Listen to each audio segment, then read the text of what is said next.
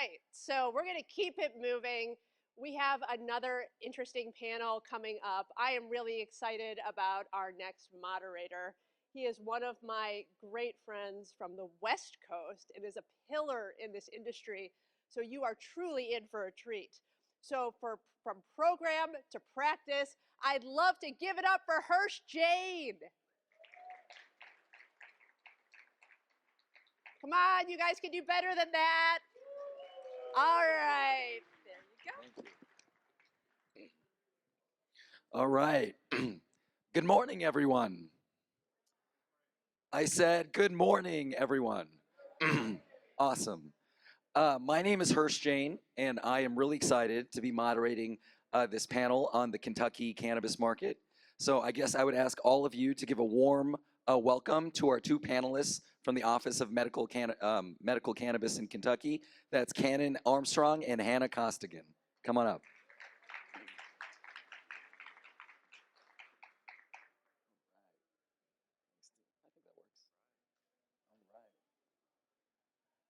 Well, welcome, you guys.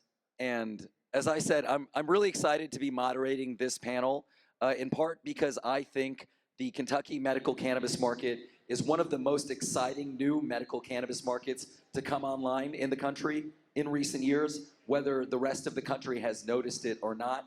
And so I'm going to ask each of our two esteemed panelists, Cannon and Hannah, to both introduce themselves, but also to provide any opening remarks that they would like to about the Kentucky cannabis market, whether it be their role in standing it up or their hopes for the market. So with that, I'll pass it to Cannon. Good morning, everybody. Canon Armstrong. I'm the Executive Director of the Office of Medical Cannabis in Kentucky. I'm very happy to be here in Ohio to talk about what we're doing in Kentucky, 38th state to do medical cannabis. We only do medical cannabis, and I'm actually very thankful for that. And I'm going to let Hannah introduce herself as well right now, so and tell her, she can tell you what she does, and then I'll say a little bit and let her say a little bit.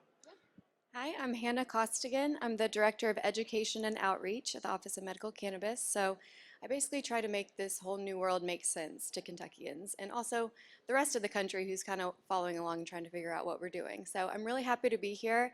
I've really been inspired by what's happening in Ohio already.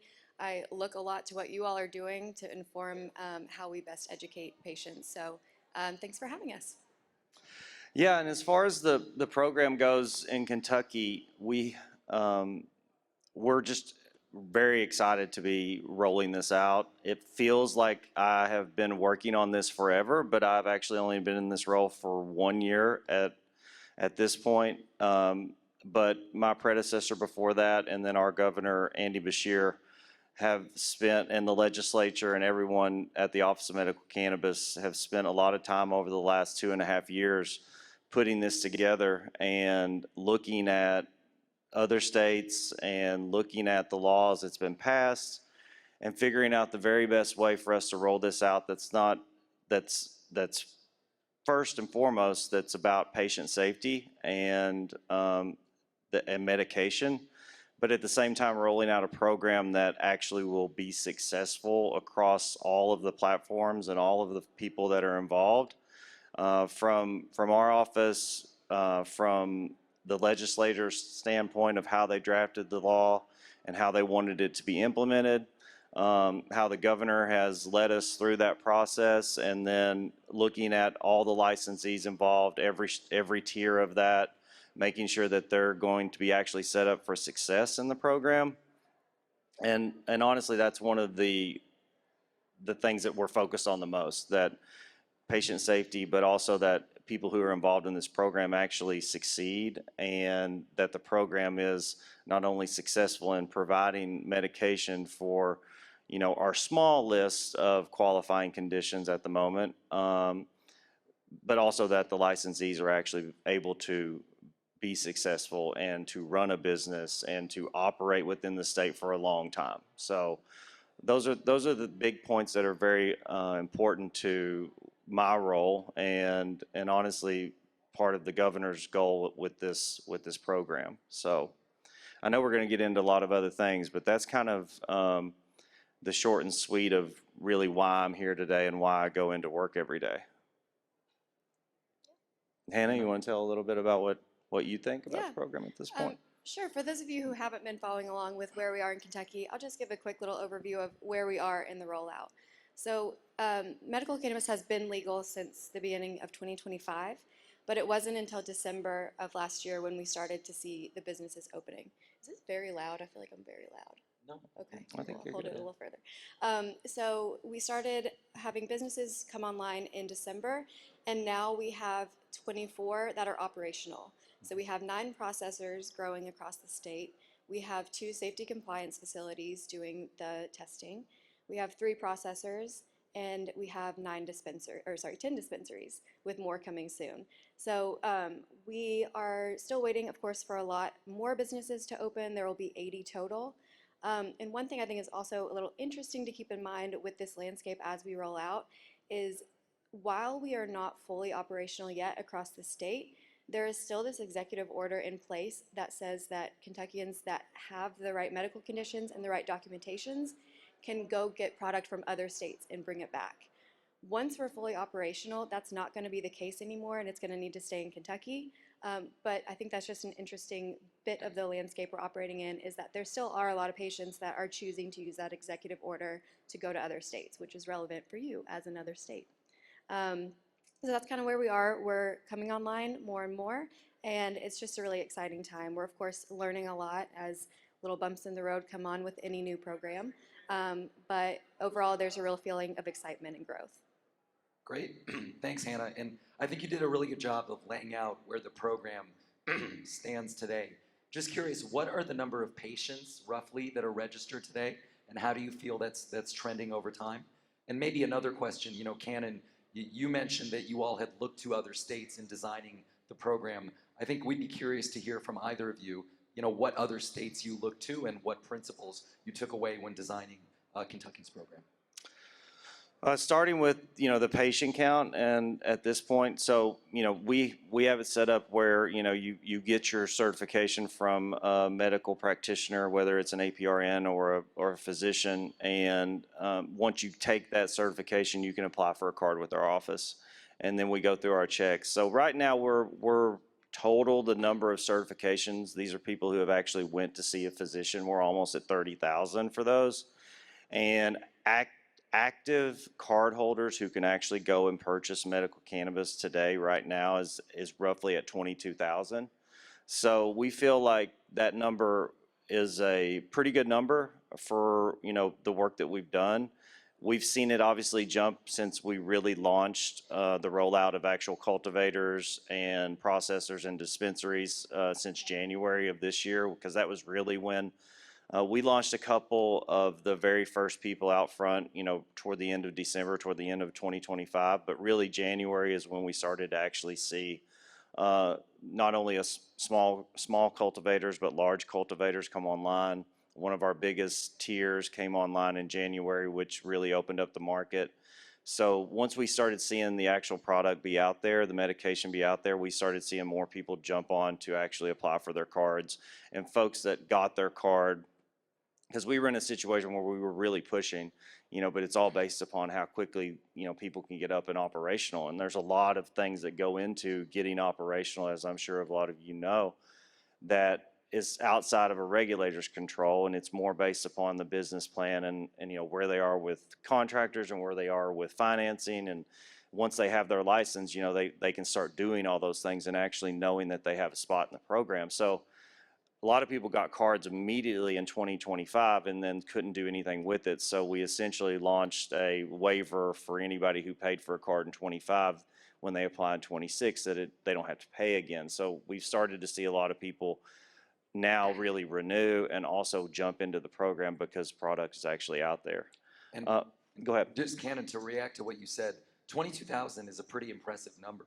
If you think about the state of Georgia, a program that's existed for a decade and is a bigger state, they have maybe 30,000 patients. Do you guys agree with that? Like that the rate of patient adoption has been pretty remarkable considering the program is a year old, and what does that tell you about Kentucky? Yeah, I think that honestly says a lot about how we rolled it out, in regards to the fact that it was a hot issue in Kentucky in regards to like how long people had waited on some movement regarding medical cannabis or just cannabis in general. You know, we have a large hemp community there. You know, there's a lot of discussion that had been going around and going around in regards to when something was going to happen. So I think a lot of people really were aware of the fact that it was happening. You know, it was controversial and in many ways, but also welcomed in a lot of ways. So I think once that happened, everybody was like, okay, it's here. And, you know, they wanted to be involved, whether it was on from the lottery side of trying to get into the program as a licensee, or actually being able to take advantage of, you know, purchasing this medication. I think there was a market for it. So when we saw the number of people who jumped on immediately when you could file for a card, we're like, oh, okay, this is definitely going to be something that people are tuned into. And then it was actually step by step these sort of milestones that were able to be put out there. And the governor pays a lot of attention to this program. You know, he's very much in tune with where we are with the program, every step of the program.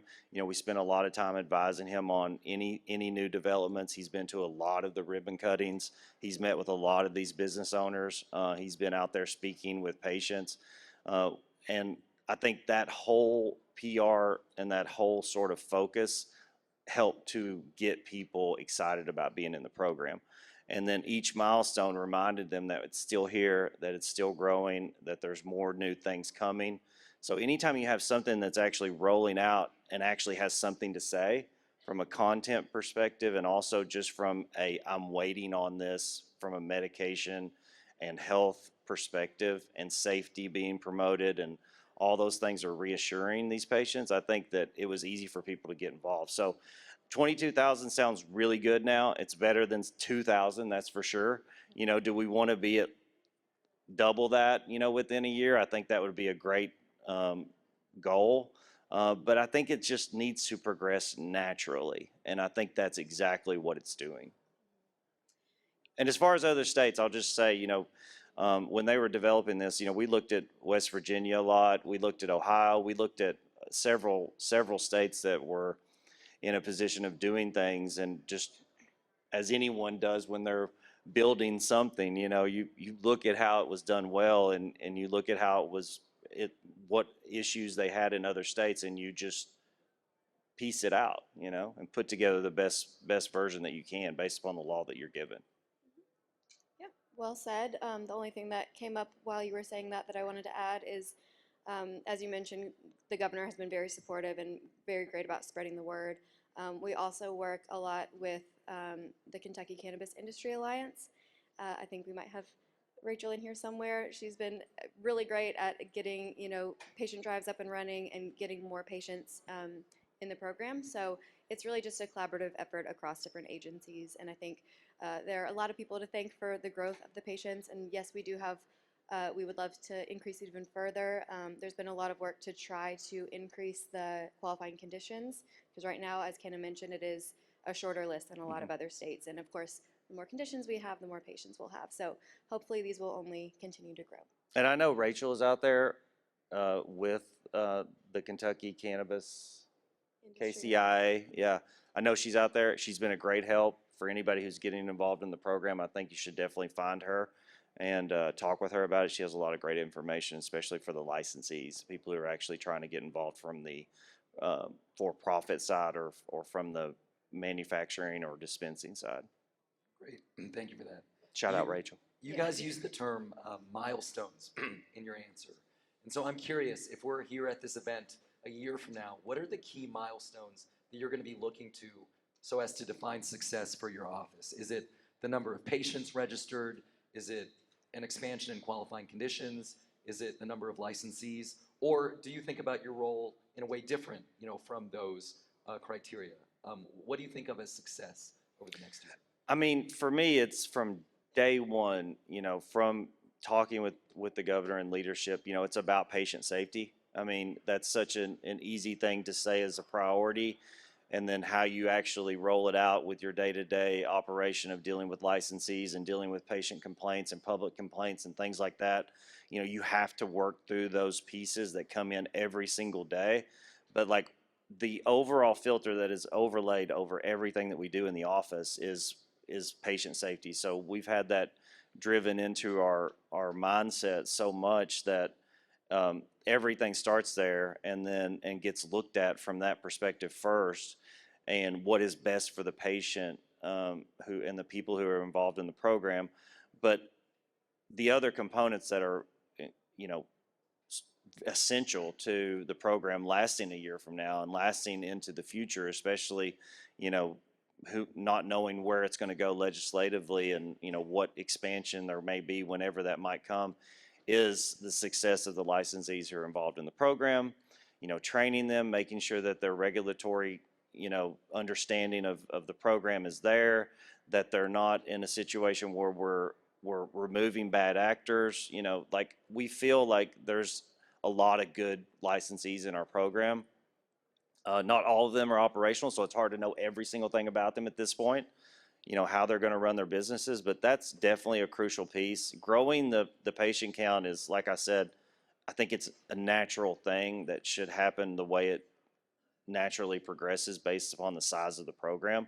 And then adding any new licensees will be, you know, that'll be determined by, you know, the number of patients and how well the actual licensees are doing. You know, they spend a lot of money to get involved in this program, and we're not lost on that. And, you know, we want to see them be successful, but we also want to expand the conditions and hopefully grow the patient count.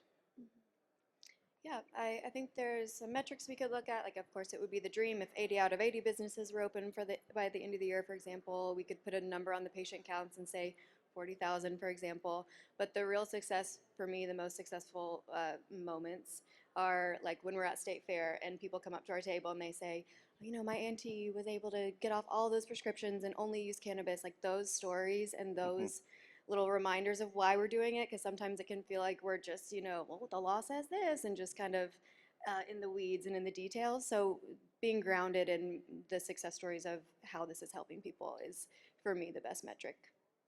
Great. A little more intangible, but Totally. yeah. And that, you know, that brings to mind a couple of questions.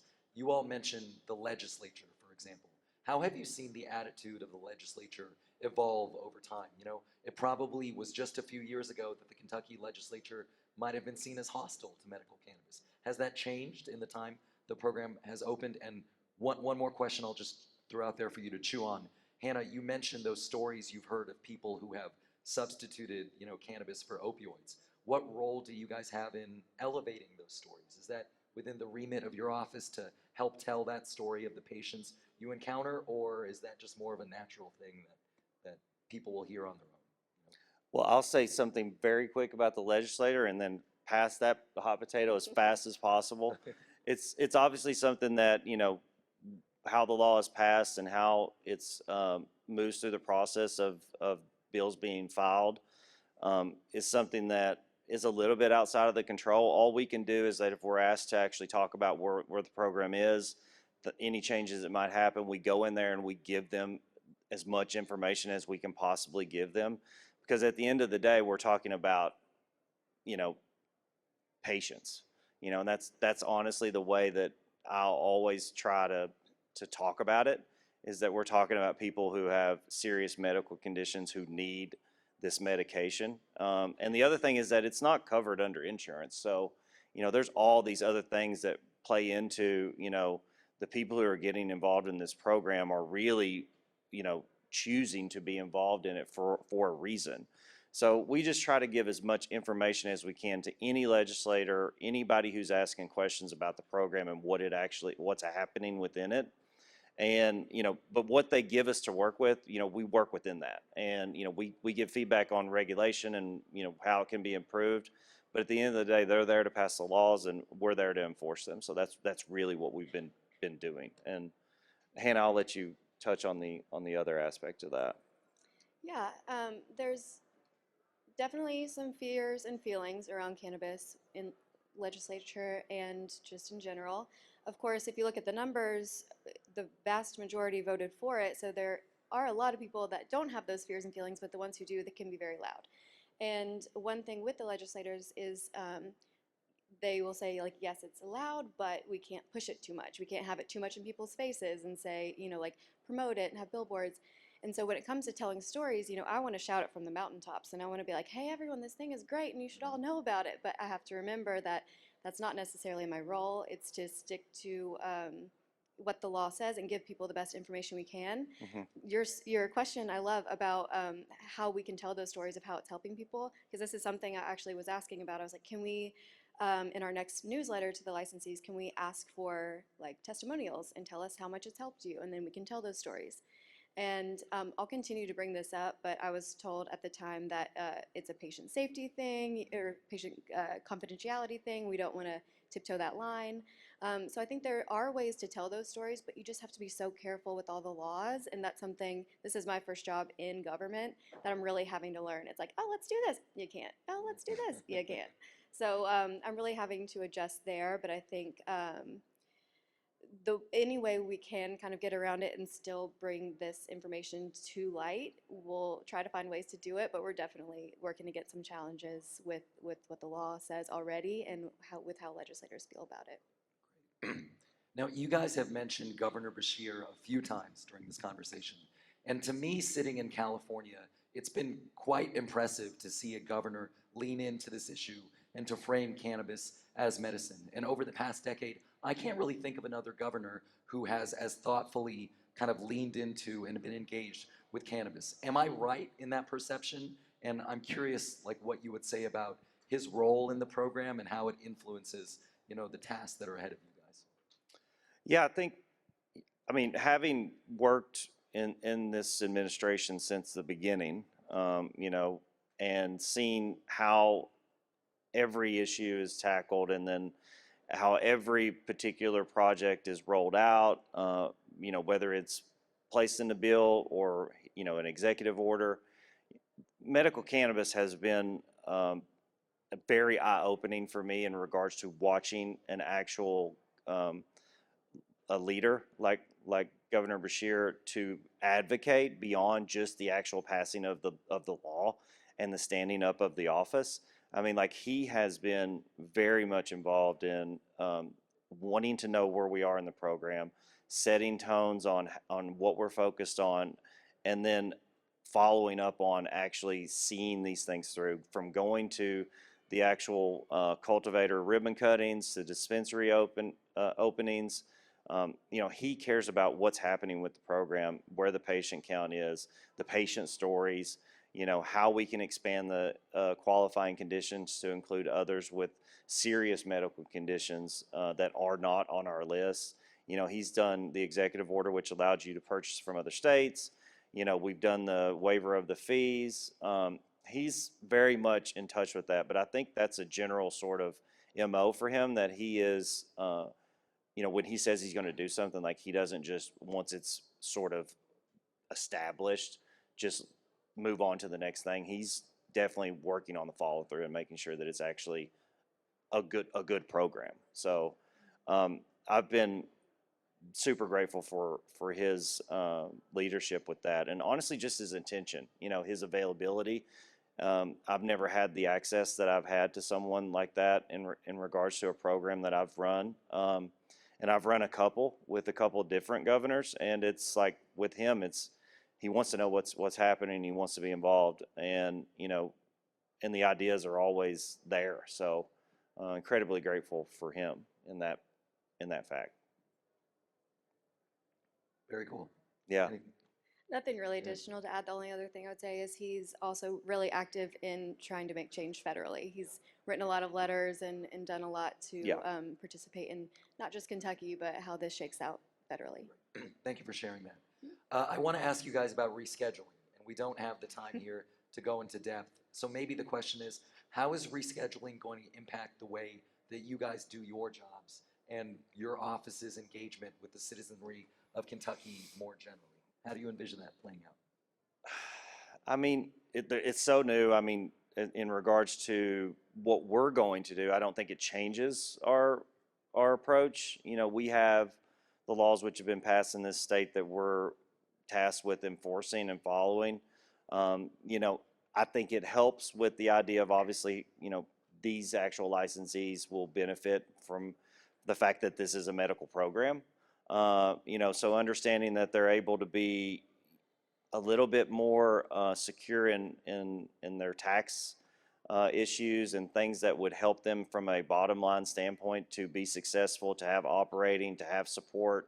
That's always great, because the last thing I want to see is people who entered into the lottery, were selected, lucky enough to be selected, who actually put the money into the build out, get up and operational, and then have something that is kind of outside of their control to be a detriment. Whereas in this case, it actually should benefit them, because we are a medical program. So I'm glad of that piece for the program. But as far as we do what we're doing, it's not really changing our approach at all. We have a very small group of licensees that we provide a lot of attention to. So we're going to continue to focus on what our job is right now. Like, I don't see it changing anything for us at this point. I know there's going to be so much more discussion on that stuff, and so many more things that come to us, given our roles. But, we're tuning in for it. But right now we're just sticking to the program. And then from an education standpoint, there is a job to be done with trying to make that make sense to people. They'll see a headline that says it's rescheduled, and they're like, oh, it's just legal now? And it's like, well, not exactly. There's all these little intricacies. So trying to boil this big complex topic down into something that people can understand is a big task. So we're working that into newsletters that we're sending out. KCIA, again, another shout out. I know they're working with the licensees to understand what additional tasks this may bring them. So yeah, we're still in review mode as well. We're talking with CANRA, the National Alliance of Cannabis Regulators, and everyone's kind of in this like, okay, well, what exactly do we do here? So still TBD a little, but as Ken had mentioned, as far as like the way the program operates and the way licenses work, that's all going to stay the same. Great. Last question.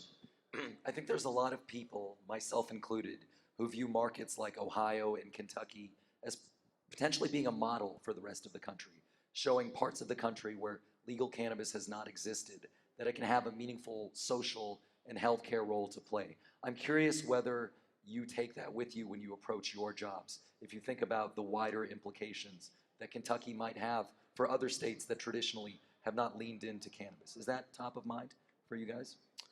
It definitely was when I first came on, because we were, I was trying to get up to speed very quickly on everything that had happened with medical cannabis before.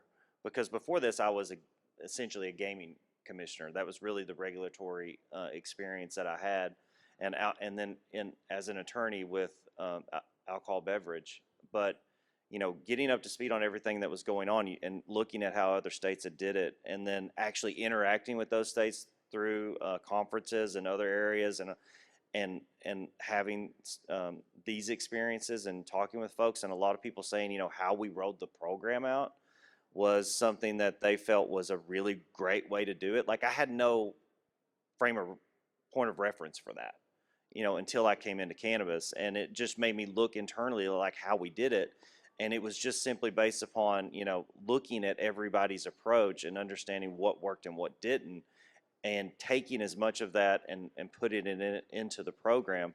So when I look at Ohio, and also knowing that we're so close to them in regards, we have a dispensary right across the line, where we're just medical and it's recreational here. And it's one of those things where you interact and have a lot of folks we have dispensaries that operate in Kentucky and Ohio. So it's like that whole piece has been something where I've found it, like, I guess we did it pretty well, and I have to rely on them to tell me that, because I hear that quite a bit.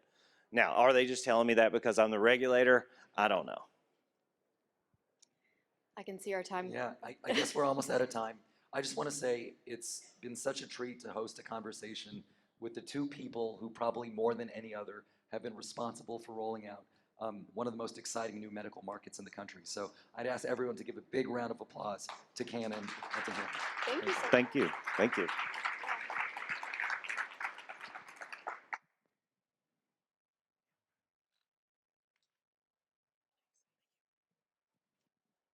All right. Thanks, everybody. Thanks for Program to Purpose. Everybody love learning about the Kentucky market? All right, let's give them one more round of applause.